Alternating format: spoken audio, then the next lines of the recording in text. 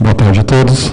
Daremos início neste momento ao segundo painel da segunda reunião ordinária do FORPLAD.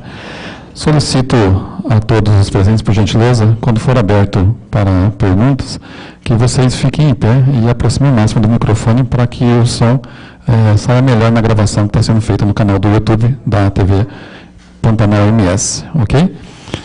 Então, para mediar os trabalhos deste painel, convidamos o professor Tiago José Galvão das Neves, coordenador nacional do Fórum Nacional de Pró-Reitores de Planejamento e Administração, e também o professor Anilton, professor da Universidade Federal do Espírito Santo.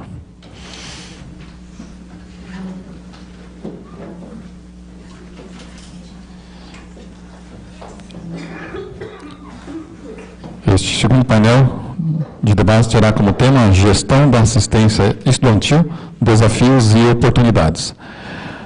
Convidamos os nossos participantes, palestrantes João de Deus Mendes da Silva, da Universidade Federal do Maranhão, e o professor João Alfredo Braida, da Universidade Federal da Fronteira Sul.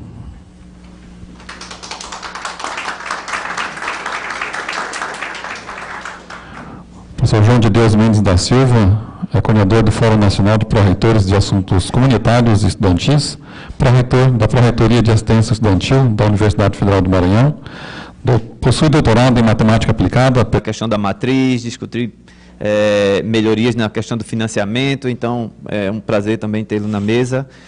E a gente sabe da importância da assistência estudantil, a gente vem relatando como as universidades mudaram nesse cenário nos últimos anos. Hoje a gente tem mais de 50% dos nossos alunos oriundos de cotas. A gente tem uma necessidade de financiamento para que a gente possa manter esses alunos com condições de ter um desempenho acadêmico satisfatório. Alguns estudos já demonstram que essa assistência que é dada aos alunos, seja na área que vão desde a área de alimentação, transporte, moradia, ela é fundamental para que a gente possa manter esses alunos com desempenho. Muitos deles, como eu citei de manhã, é a primeira formação superior da família. Então, a universidade vem se tornando ainda mais democrática, ainda mais inclusiva, e isso é muito bom. E o trabalho de vocês é fundamental, tanto do Fórum de Assistência Estudantil, como também do colegiado de graduação, que tem apoiado muito na manutenção desses alunos na universidade. Então, eu queria desejar uma excelente mesa a todos, e a gente vai abrir para um debate, e eu começo pedindo para o professor João de Deus, para que ele possa falar um pouco com a gente da experiência do Fórum e falar um pouco sobre como ele vê esse novo momento da universidade.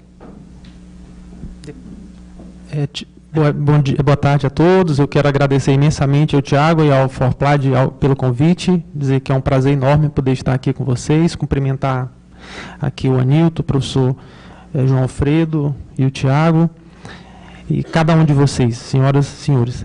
Tiago, depois eu trouxe uma apresentação aqui, mas essa fala é inicial? Ou já... Posso pedir para colocar aqui? Pode.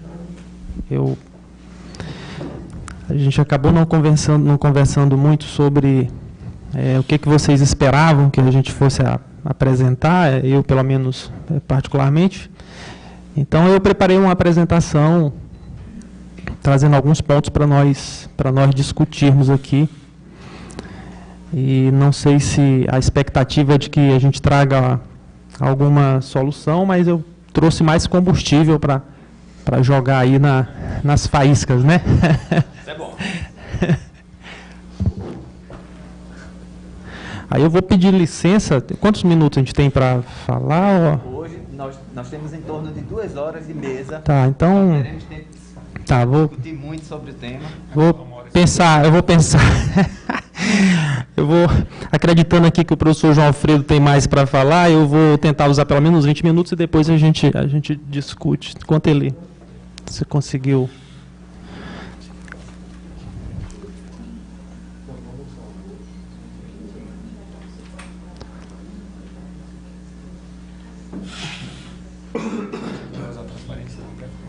É isso, eu vou fazer isso. Eu vou, se ele conseguir projetar. Não, mas eu posso ficar de pé ali, se não tiver apontador, mas alguém pode passar. Então, ele passa, então tá bom. Vou pedir licença, então, aqui a mesa para poder ficar de pé aqui. Eu acho que fica melhor para falar, né? Então, vamos lá. Então, eu vou começar. A ideia do que vou falar aqui, normalmente, perpassa por essas 3 perguntas. Eu gosto de começar assim com umas perguntas e o final também mais perguntas, né? Então, primeiro, o que é assistência estudantil, na ótica do Fonaprace? Para quem é assistência estudantil? E a assistência estudantil, ela é efetiva, né? A gente precisa ter muita clareza sobre isso, e aí os nossos discursos precisam ser baseados em pesquisas, porque se o interlocutor, qualquer que seja ele, precisa ter bons argumentos para justificar as coisas, os da universidade precisam ter muito mais, né? Porque é o locus próprio da pesquisa. Então, o Fonaprace completou 30 anos agora, né? E tem contribuído muito para essas definições do que é assistência estudantil. Então, para nós do Fórum, assistência estudantil, a política é essencial na articulação entre ensino, pesquisa e extensão. Então, inclusão social, formação ampliada, produção de conhecimento, melhoria do desempenho acadêmico e qualidade de vida. É algo que está aí transversalizado entre ensino, pesquisa e extensão. Então, não é só dar um auxílio, dar uma bolsa, não é apenas bolsificação. A assistência é muito mais do que isso, né? Aí eu queria trazer alguns números aqui para a gente recordar de onde nós viemos e até onde nós chegamos aqui. Então, lembrando que em 2003, né, a Andifes apresentou uma proposta para dobrar o número de estudantes nas universidades, sem comprometer a qualidade, priorizando cursos noturnos e a formação de professores, né? E a Andifes tinha, sim, essa preocupação da assistência estudantil. Isso é uma foto aí de uma mesa que aconteceu em 2011, em que a assistência estudantil teve lá no palco. Aí vamos lembrar, né, nós tivemos ali de 2008 até 2016, dobramos aí a quantidade de alunos nas universidades. A mesma coisa aconteceu na pós-graduação, praticamente dobrou, e esses aumentos não aconteceram de qualquer forma, né? Nós aumentamos também o percentual de professores mestres, aumentando todos os nossos indicadores na pós-graduação. Quer dizer, a expansão da universidade superior se deu de uma forma muito equilibrada, né? Com todos os nossos problemas que nós tivemos, mas ainda assim a universidade se expandiu de uma forma adequada. E a gente precisa ainda, para cumprir a meta, esse é o material do caderno da Andifes, né? A gente ainda precisaria aumentar muito mais para poder cumprir a meta do PNL 2024. Ou seja, tudo que nós já fizemos ainda é muito pouco para a necessidade que o país tem de formação em nível superior, né?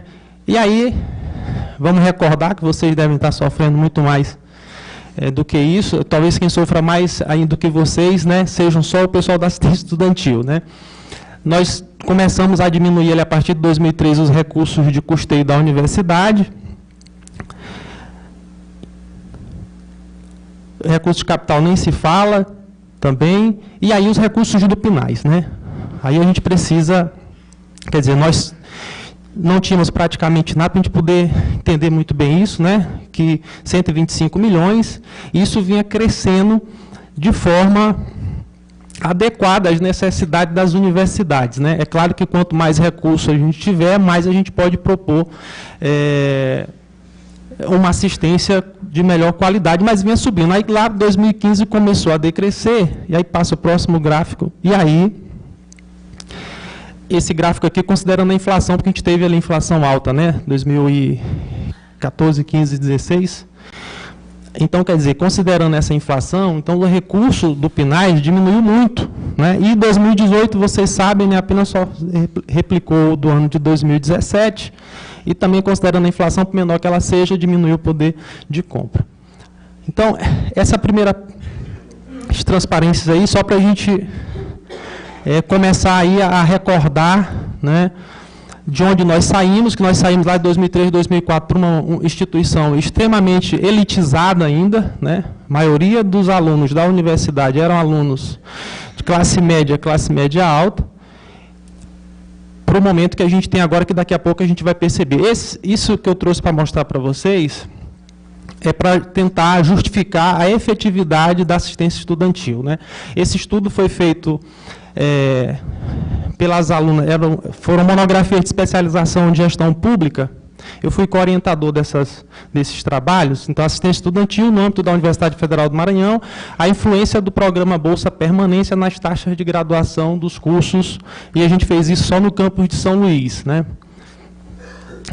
Foi defendido por essas duas alunas aí, a Ania e a Adelene. Pode passar. Então, qual era o objetivo do estudo, né? Verificar se esse programa, enquanto política pública estudantil, era capaz de influenciar nas taxas de graduação dos cursos, né? E objetivos específicos, tinham vários lá, mas eu escolhi esses dois aqui, né? Então, levantar dados, especificamente o trabalho foi esse. Pegamos todos os alunos que eram assistidos pela Pró-Reitoria ingressantes do ano de 2011, né? E verificamos o que aconteceu com esses alunos em 2015, né? Se havia se evadido, se tinha se graduado, etc. E aí o objetivo era comparar, por fim, as taxas de graduação entre os alunos beneficiados e os não beneficiados do programa Bolsa Permanência. Então, aqui a distribuição dos alunos. No nosso campus, nós temos, no campus sede, 4 centros, né? Que é o Centro de Ciências Biológicas e da Saúde, Centro de Ciências Tecnológicas, da esquerda ali de vocês, da direita para a esquerda, né? Perdão, da esquerda para a direita. Então, Centro de Ciências Biológicas da Saúde, Centro de Ciências Artes e Tecnológicas, Centro de Ciências Humanas e Centro de Ciências Sociais. Aqui a distribuição dos bolsistas em relação a esses centros. E aqui a relação dos ingressantes, né? Em relação a cada um dos centros, e um outro gráfico aqui mostrando a relação ingressantes e alunos bolsistas. Realmente eram poucos os alunos, porque nós estudamos só o desse programa, né? E aqui as taxas em azul, a taxa de graduação dos nossos alunos assistidos, né? E em laranja ali, as taxas de graduação dos cursos de modo geral. Aí a gente vê 2 problemas enormes, né? Que aí a gente precisa discutir. E aí o meu colega aqui do COGRAD, eu passo a bola para ele, né? Quer dizer, as taxas de graduação são horríveis, né? Agora, as nossas taxas são muito melhores, apesar de ainda serem ruins, são muito melhores do que as taxas dos alunos que não são assistidos. Ou seja, fazendo a comparação, porque a gente precisa comparar com alguém, né? Então, nós estamos comparando aí com os alunos que não foram assistidos. Então, as nossas taxas são muito melhores. Muito bem. O FONAPRAS, com a DIFES, nós temos sempre acontece a pesquisa de perfil. Nós estamos na 5ª edição, vou trazer uns dados aqui da 4ª edição, para a gente ver como é que esses alunos, como é que está o perfil dos nossos alunos nas universidades. Inclusive, até o final desse mês, né? É importante que cada um de vocês, aonde a gente vai, sempre que a gente fala com alguém, te pede, pessoal, por favor, ajudem os alunos, as universidades a preencherem estes questionários. Porque nós precisamos ter indicadores, ter dados dos nossos alunos, até para nós podermos nos defender, né? Defender a universidade. Porque se nós não produzirmos esses dados, alguém vai produzir, nem que sejam outros dados, né? Para tentar combater a universidade pública. Então, a gente precisa muito disso. Então, eu quero contar com o apoio, viu, Tiago, do FORPLAD aqui, para incentivar as universidades, para que a gente possa melhorar essas respostas, tá? Muito bem. Então, tentar aqui é bom porque o fórum aqui, como é o FORPLAD, o pessoal, todo mundo aqui entende de número, entende muito bem. Então, é fácil compreender aqui essa tabela. Mas vamos lá. Então, aqui nós temos graduandos e população brasileira segundo cor e raça. Então, se a gente observar bem aqui, vamos olhar aqui para...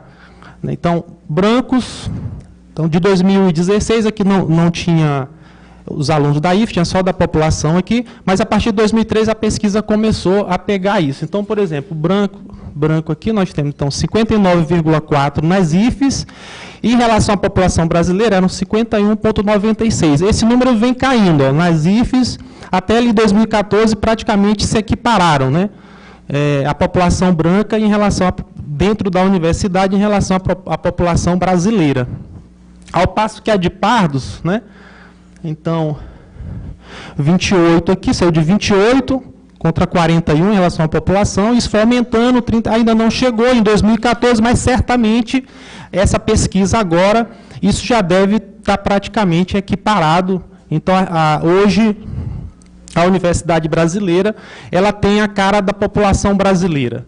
Aí, claro que aí a gente precisa verificar em quais cursos, né? De modo geral, eu acredito que isso é verdade, mas nós ainda temos, mesmo dentro da universidade, alguns cursos que ainda são um pouco elitizados. Aqui é um gráfico que mostra isso, né?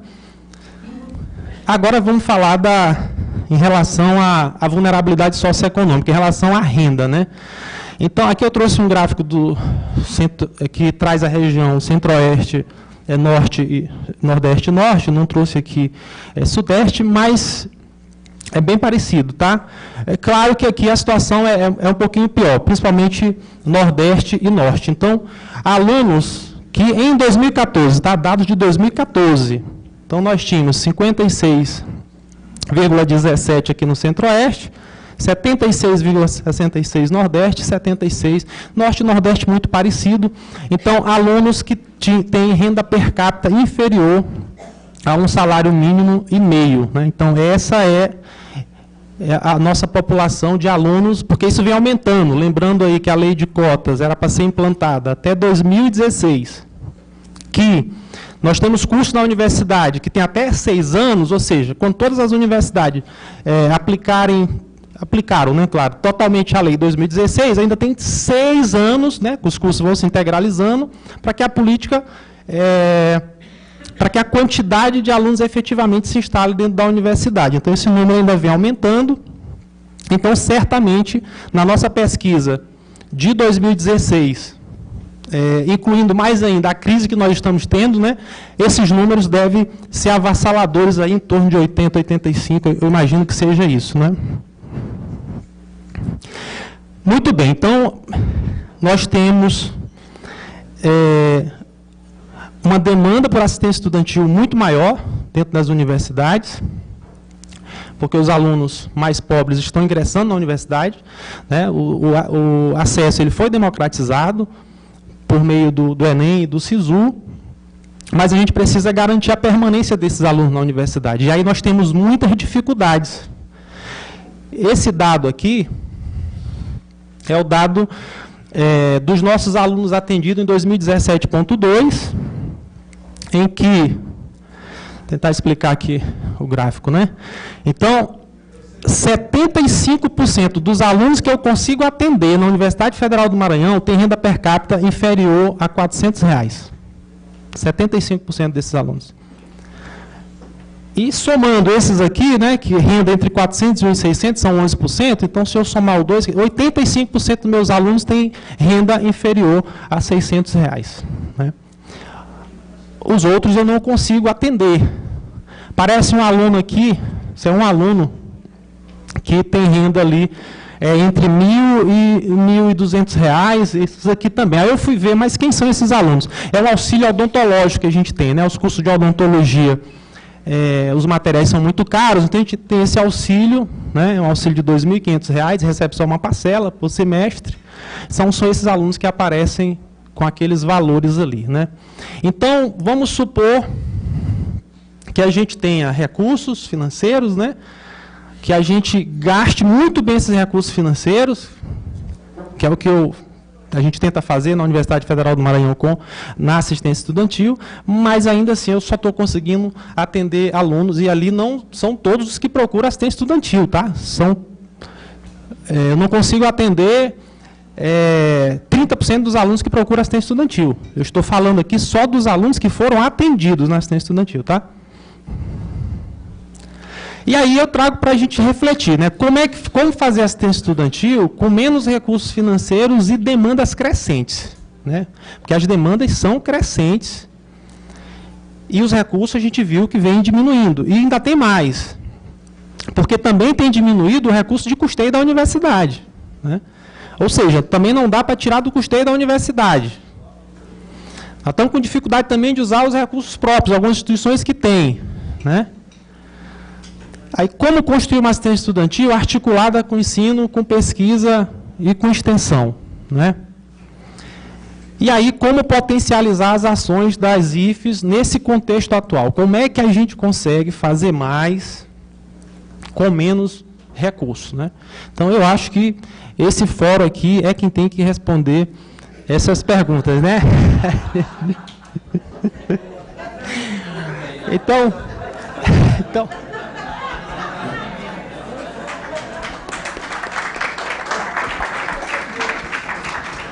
eu acho que o Cograde vai responder essas perguntas. Por isso eu vou passar primeiro para o Cograde, tá?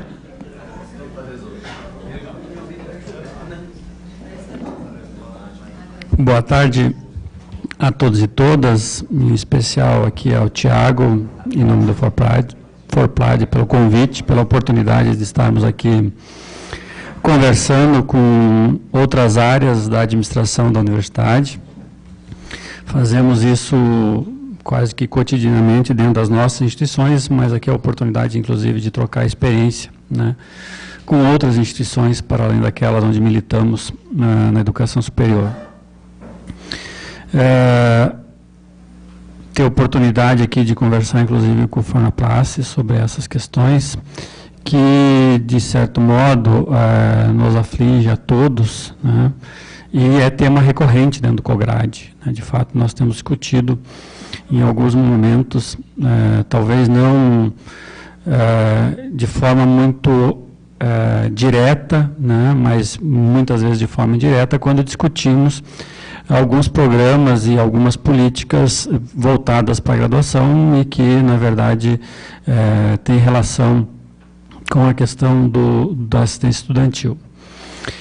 Bom, eu vou também fazer uma fala muito mais aqui de provocação de algumas coisas e também de delinear, talvez, alguns aspectos que entendo nós devamos observar no processo de planejamento, né, e no processo efetivamente de construção de soluções para esses desafios que se colocam para nós. O meu xará João já falava aqui antes, né, de qual é o público, né, para quem é a assistência estudantil. Eu quero problematizar um pouco isso, né, e aí para isso a gente precisa ter presente dois dispositivos, um constitucional e o outro legal. Primeiro, o artigo 205 da Constituição Brasileira, desculpa, o artigo 205 casado com o 206, né? O 205 que diz que a educação é direito de todos e dever do Estado, e o 206 que diz que o ensino será ministrado com base nos seguintes princípios. Aí o primeiro princípio: igualdade de condições para acesso e permanência. Então, é com isso que dialoga a assistência estudantil, né? É a tentativa de garantir para desiguais igualdade de condições de acesso à educação, e aqui nós estamos falando de educação superior, e permanência na universidade. Então, é para isso que existe a assistência estudantil. E aí, quando a gente vai para o decreto-lei, né, que importante dizer, decreto de 2010, mas que ele é fruto de um movimento que inicia lá nos anos 30 do século passado, quando é criada a UNE, né? Lembrando que a UNE nasce dentro de uma casa de estudante, portanto, de uma ação de assistência estudantil, que cria uma casa de estudantes no Rio de Janeiro, e a partir dali, pela organização desses estudantes que viviam lá, se cria a UNE. Então, é a partir de uma ação de assistência estudantil que nasce a União Nacional dos Estudantes. E que, desde então tem lutado e feito vários movimentos no sentido de ampliar a assistência estudantil no âmbito do Brasil. E, mais especificamente, nos últimos 30 anos, em especial, com a Constituição do FornaPlace, né? Então, aí ganha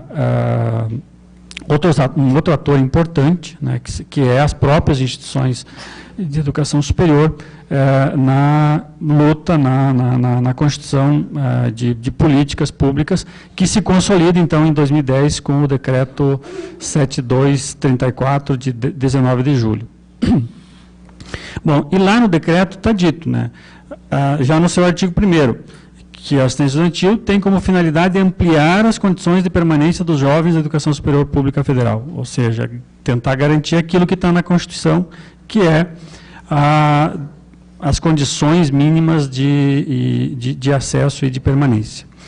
E a partir disso, né, no seu artigo 2º, quando estabelece os objetivos do programa, também, de certa forma, já nos indica um pouco quem é o nosso público-alvo, né? Porque pretende democratizar condições de permanência dos jovens da educação superior pública federal, minimizar os efeitos das desigualdades sociais e regionais na permanência e conclusão da educação superior, reconhecendo, portanto, que nós temos diferenças regionais e educacionais, tá? Que colocam os estudantes dentro da universidade em condições desiguais e que, portanto, precisam de ações para se tornar, de dar condições iguais para que eles possam efetivamente obter sucesso na sua formação superior. E os seguintes objetivos também já apontam isso, né? E o João antes já provocava, né? Porque o terceiro objetivo é reduzir taxas de retenção e evasão. Portanto, a assistência estudantil precisa estar orientada de algum modo, pelas razões que levam à evasão e retenção, porque se nós quisermos reduzir essas taxas, nós temos que conhecer as razões que levam a ter essas taxas e, portanto, incidir sobre essas razões. Portanto, a assistência estudantil precisa olhar para quais são as razões que levam os nossos alunos a evadirem, né, ou a ficarem retidos, né, basicamente pela reprovação, para, a partir disso, então, tentar construir soluções. No decreto ainda se diz mais adiante que as ações de assistência estudantil devem considerar necessidades de... é o artigo 5º, não o 4º. Prioritariamente atender estudantes oriundos da rede pública de educação básica e com renda familiar per capita de até um salário mínimo e meio. E o João já mostrava que eles não conseguem fazer isso hoje, né? Eles, com o recurso que têm, eles conseguem chegar até um pouquinho mais do que um, né? A maioria dos estudantes atendidos tem ali até menos do que um salário mínimo.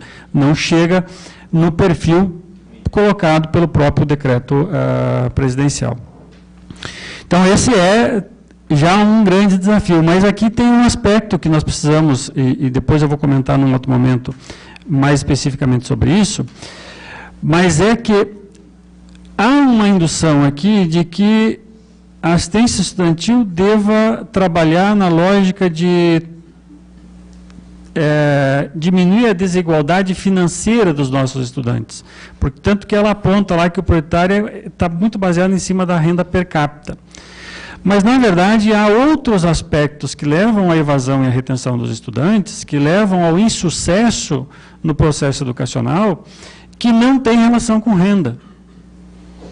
E hoje de manhã, se não me engano, era o colega da UTFPR que falava sobre a questão da inclusão da pessoa com deficiência na universidade, e que vão demandar assistência estudantil, mas não uma assistência estudantil financeira na forma de bolsa, na verdade na forma de outros serviços de assistência.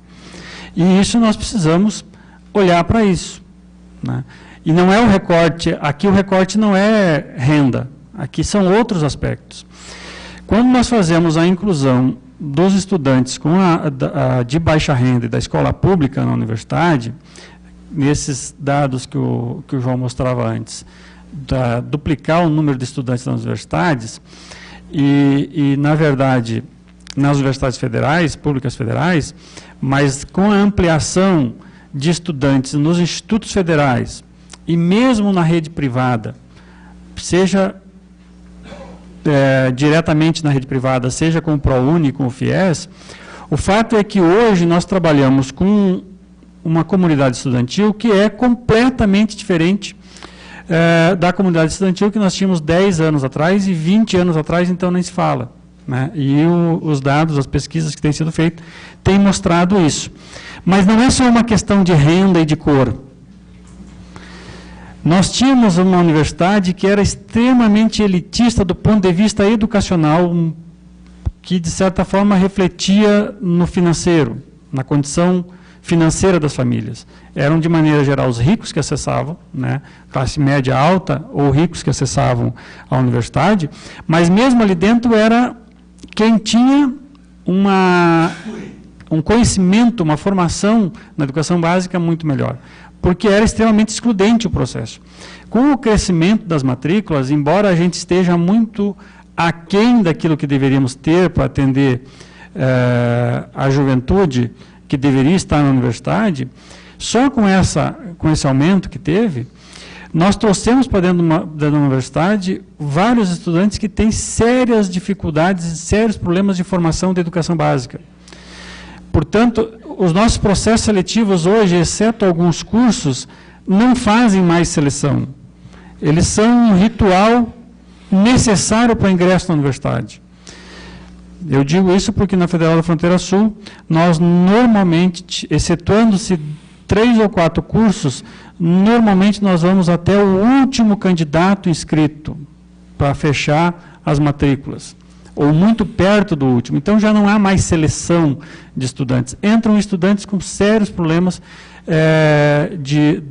que trazem da educação básica e, portanto, que agora, para ter sucesso, para efetivamente terem um bom desempenho acadêmico, precisam de um suporte para além do financeiro, mas um suporte educacional mesmo, de formação em áreas básicas, como física, matemática, química, dependendo do curso, em outras áreas, inclusive, né? E isso se nós quisermos dar condições de igualdade para acessar a educação superior, nós vamos ter que olhar para isso. Então, a assistência estudantil vai ter que olhar para isso. Bom, para além disso ainda, né, na atualidade nós temos que lidar com outros riscos ao sucesso na educação superior. Quais sejam os riscos, fragilidades advindas de vínculos afetivos, identidade étnica, entidade cultural, sexual,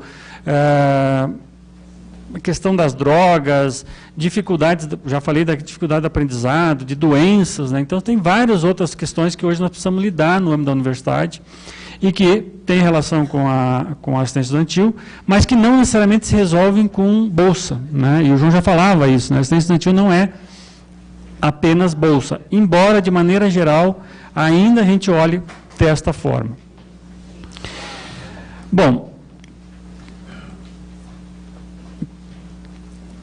para apontar alguns desafios, né, tendo esse cenário, né, já apresentado, gostaria de trazer aqui alguns desafios que nós precisamos, que a gestão da assistência estudantil da universidade precisa superar, né, ou olhar para eles, né. Então, é a questão, essa bastante já bem resolvida, que é a dicotomia se a assistência estudantil é gasto ou é investimento, né. Me parece que isso hoje está superado, tem um decreto, se tornou uma política pública, uma política de Estado, mas não de governo. Então, me parece que isso está mais ou menos resolvido. Mas não é verdade no âmbito das universidades. Do ponto de vista do arcabouço legal que trata disso, isso, de certa forma, está bem resolvido. Mas ainda dentro da universidade, a assistência estudantil tem que disputar, né, embora tenha financiamento próprio, né, mas se a gente quiser garantir efetivamente assistência para todo estudante que precisa, a gente tem que disputar recursos, né? E, portanto, esse discurso, mas vamos gastar mais com isso muitas vezes ainda está presente no âmbito da universidade. Então, é um desafio dos menores, mas ainda presente. A assistência estudantil é favor ou é direito do estudante?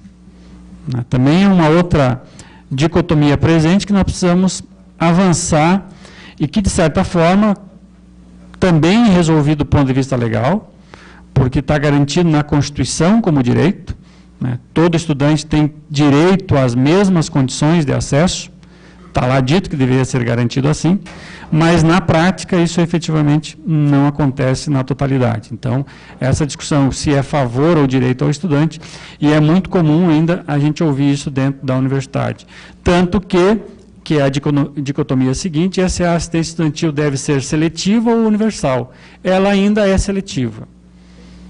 Nós não conseguimos atender a todos os estudantes que teriam direito a uma assistência estudantil. E aqui eu não estou entrando na discussão, né, porque ela já está dada constitucionalmente como direito, né. A gente até poderia abrir essa discussão, mas essa discussão, em tese, está resolvida no âmbito nacional, porque está dado como direito constitucional e depois tem uma política pública específica para isso. Mas ela ainda é uma assistência estudantil seletiva. Nós selecionamos a quem atender. Nós estamos mais ou menos que na situação de muitos dos hospitais do SUS. Nós selecionamos quem não vai morrer hoje. Né? É o drama que vive muito os médicos de quem milita no SUS. Né? Então, é uma dificuldade que temos ali. A dicotomia assistência estudantil e assistência social, porque, lembrando, a assistência que fazemos aqui, ela tem um aspecto fundamental que é garantir permanência e sucesso no processo educacional. Então, ela não é exatamente assistência social. Então, precisamos superar também, avançar nessa dicotomia. E aí, já falávamos aqui, a questão da assistência estudantil é bolsa ou é assistência integral, né? Ela é para além do financeiro. Né? Embora muitas vezes a gente não trabalhe com bolsa, mas ela é além de recurso para alimentação, para moradia, para transporte, para compra de material, mas além disso, o estudante que precisa de apoio pedagógico, de apoio psicológico, do estudante que precisa de um atendimento especial agora porque ele é portador de uma deficiência, né? Como é que nós vamos resolver isso?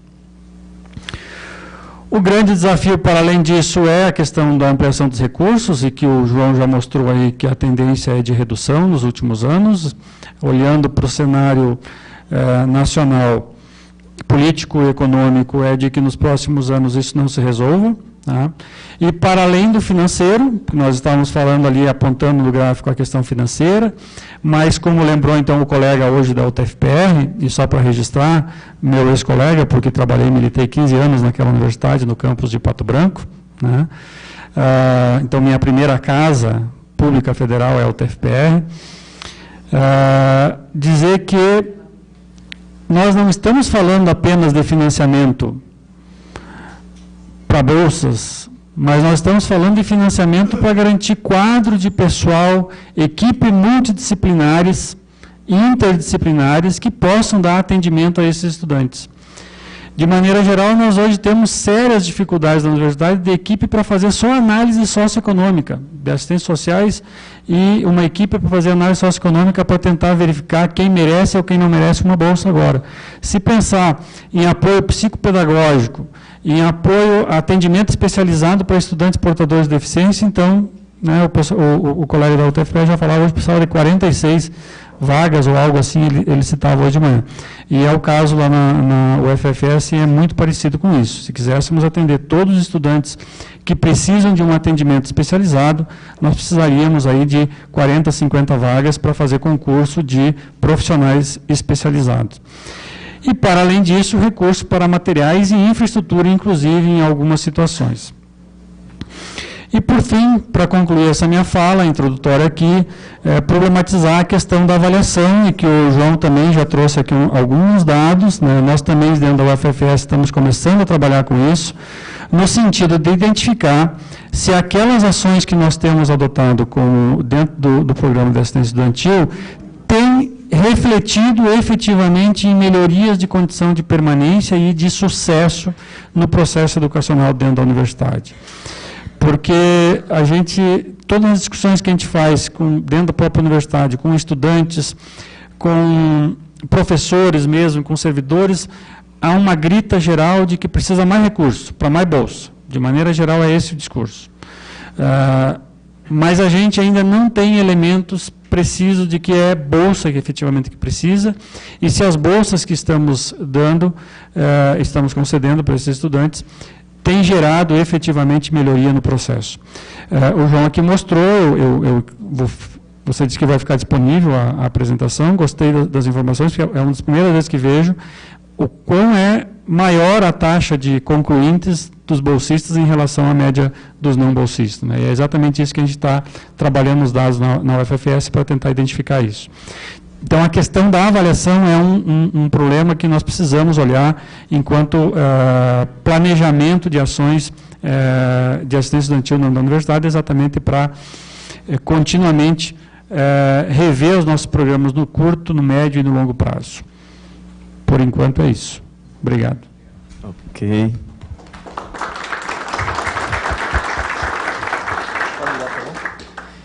Assim, escutando a fala, a gente fica muito feliz de a gente olhar que esse olhar da universidade, a necessidade, de fato, de manter esses alunos. Na Universidade Federal de